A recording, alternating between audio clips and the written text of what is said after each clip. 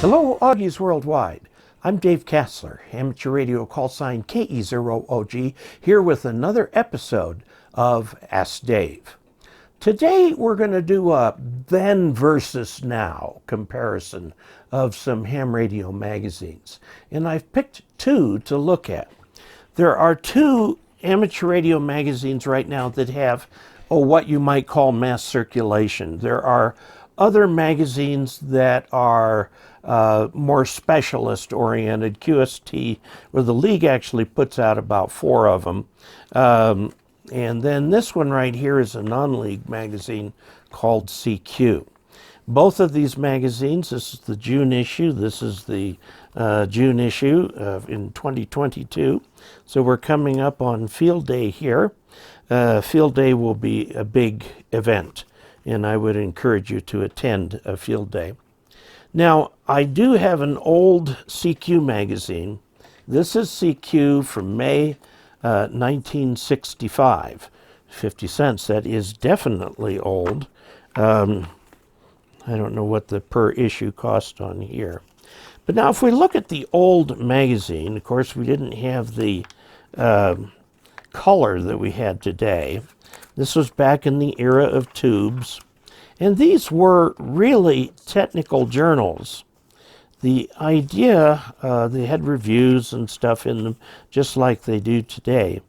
But they had, you could delve way into the circuitry. These were technical in nature. In fact, a number of the ham radio magazines, including this and QST, were listed in references to the technical literature. Okay, so lots of things going on. Now, the way they did things back then is often they would put the ads at the back. Okay, here is an advertisement.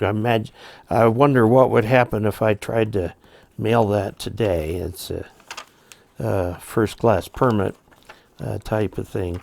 But as you get toward the back, that's where you start getting into the advertisements, which are so much fun to look at today. Now, if we look at CQ today, first of all, it's bigger. It's quite a bit bigger. Now, there's a reason for this, because printing magazines this size, which was normal for the time, became difficult when the entire magazine industry transitioned from a mix of this size and this size to just this size. And so all the magazines had to go big. Now here is a QST today, still very much a going concern, and still quite technical actually, but nowhere near as technical as it used to be. You see more general interest type of stuff that they have in here. Some advertisers only go to one magazine or another. Impulse Electronics is a cool outfit. I've done video reviews of their stuff and so on.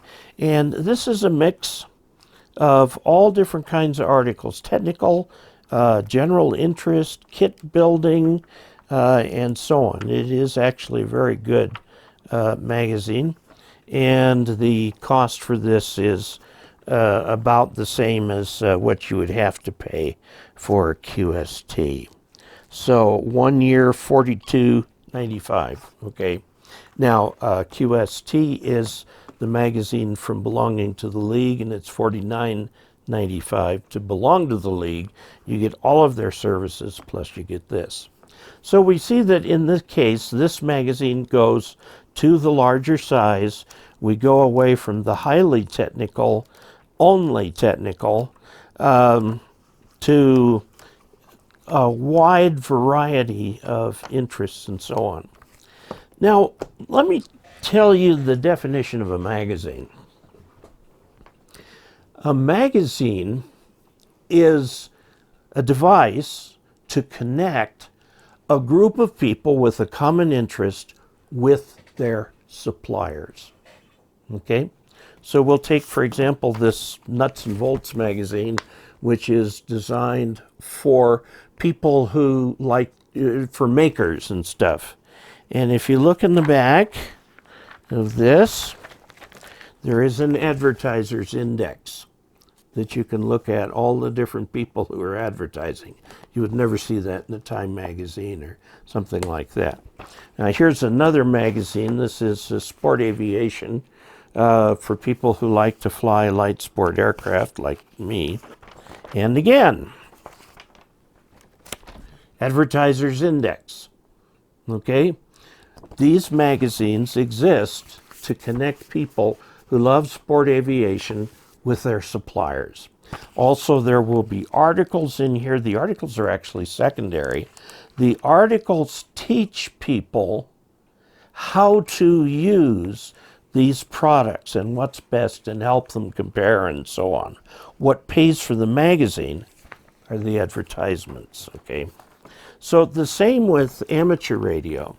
You've got articles in here that tell you how to use your equipment.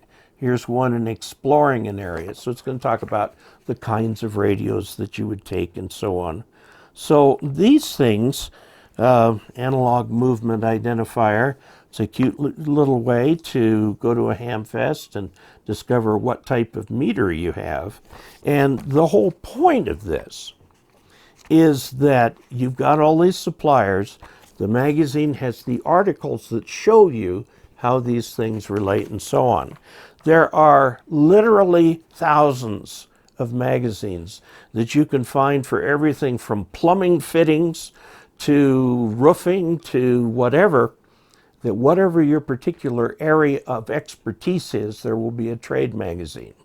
When I was an engineer, I joined the Institute for Electrical and Electronic Engineers, or IEEE, and they have their own magazines. And now I'm a life member of IEEE, and I still get their magazine called Spectrum, which kind of keeps me up to date on things that are happening in engineering. And needless to say, there's lots of ads. Now let's look at QST. QST does things slightly different. Now, I don't have an old QST, but this is an old league publication. Understanding Amateur Radio was really, at the time, the general class handbook. At the time, they did not publish the questions in advance. There was no such thing as a question pool. So you didn't know what the questions would be, so you actually had to learn the technology. We can see that it was printed on pretty simple paper, although it's survived a lot better than this CQ here. And again, all about, it actually had projects in here you could build. It was quite technical, and a lot of people built their own equipment back in those days. And a lot of the league magazines had their advertising at the back, although there's no advertising in this one, this particular one right here. The handbook did have advertising, has always had advertising. Now let's take a look at a QST issue, okay? You've got some ads up front that you can look through till you get to the table of contents, and then you're going to have a mixture of features, like here's an editorial, and advertising, and so on. Another feature, stuff about the league, more. This Eaton Radio is really going after it. And then when you get to the first article, the first real article, the advertising ceases. Okay, and then you have solid content until you get up to the end of, well, this is just the field day supplement. There's a little advertising in it, but we get all the way to the back here where we have all the content, and then we start the advertising again. Now, why on earth would you put advertising not with the content? I mean, after all, CQ puts it with the content. But the reason is because some people actually like to browse the ads. and see what all is in here. Now these ads go from full page, half page, to 2 columns, single column. Here's one that the ARRL didn't have an ad for, so they put in one for their own stuff. And some of these are just little tiny ads. When I go through a QST, I look at all the advertisement. For example, here's one right here on the coax man. A great way to get coax pieces and so on. And you can look that up and you will find lots of coax deals. Now, one of the things about the league is that they do tend to vet their advertisers. So if it's advertised in here, it has passed at least a cursory level review before you get into it. Now, in the current QSTs, there's a lot of advertising from MFJ. Okay, and that means that MFJ is really helping support the league. It's the advertisers that pay for the magazine. You get it for the technical content in here, which tells you how to do things, a nice product review and so on, and more product reviews and things like that. And then, well, of course, the most important part of it, the Ask Dave column in here, which I write myself. So, the purpose of this video is to just give you a little bit of an idea about ham radio publications, what's available out there, kind of how they're structured, how you can find the list of advertisers in the back of the magazine, and what these things can do for you. If you enjoy this channel and you've listened this far, I really ask you to subscribe. Subscribing doesn't create any obligation on your part, but it is your vote of confidence in this channel. Also, you can click on the bell to be alerted to any new videos. We put several up a week. Also, please go to patreon.com/KE0OG and look at becoming a patron of this channel. It's the patrons and those who put the tips in the jar and so on who keep this channel going. So thank you very much for your time, and until we next meet, 73.